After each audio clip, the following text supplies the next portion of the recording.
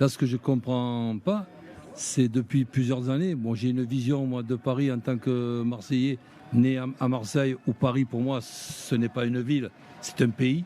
C'est quelque chose de 12 millions d'habitants. Et en plus de ça, il y a un exploit qui est fait dans ce pays, c'est qu'on n'est pas capable d'avoir un deuxième club en première division. Donc je ne sais pas à cause de qui, à cause de quoi.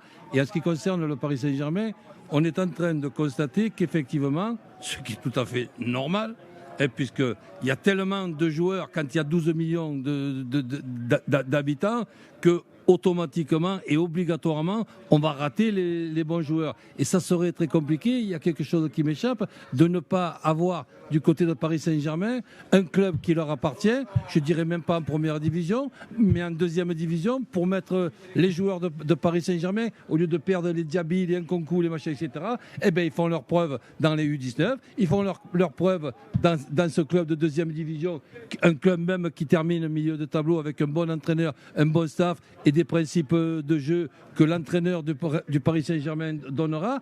Et c'est quoi qui empêcherait ça? Non mais en fait, Roland, mais t'as raison, mais il y a une stratégie à avoir.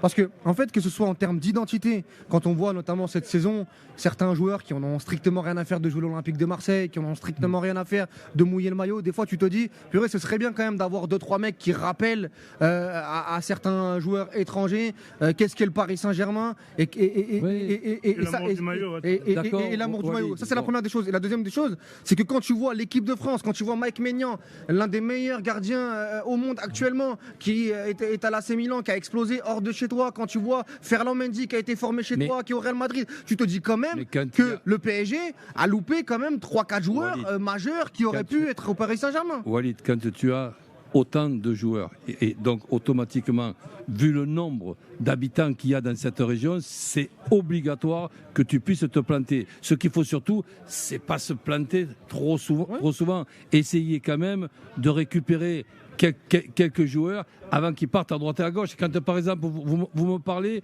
d'une nouvelle idée du côté de Paris Saint-Germain, mais que parallèlement à ça, on me dit qu'il y a 2 joueurs qui ont signé à l'Olympique de Marseille, un autre à l'Olympique Lyonnais, un autre à Monaco. Il faut régler ça. Les amis, on fait comment? On continue le débat. Il faut recruter un magicien. Non mais Abdel, quand tu vois par exemple là Xavi Simons qui était déjà arrivé, on n'avait pas tout compris, Barça, il arrive 16 ans, Mino Raiola, qu'est-ce qu'il vient faire au Paris Saint-Germain?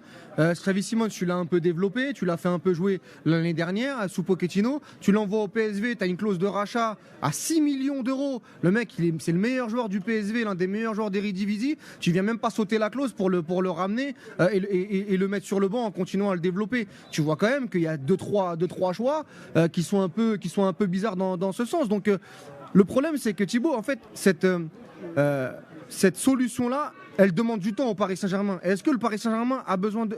Est-ce que le Paris Saint-Germain veut travailler dans le temps? C'est aussi ça le problème.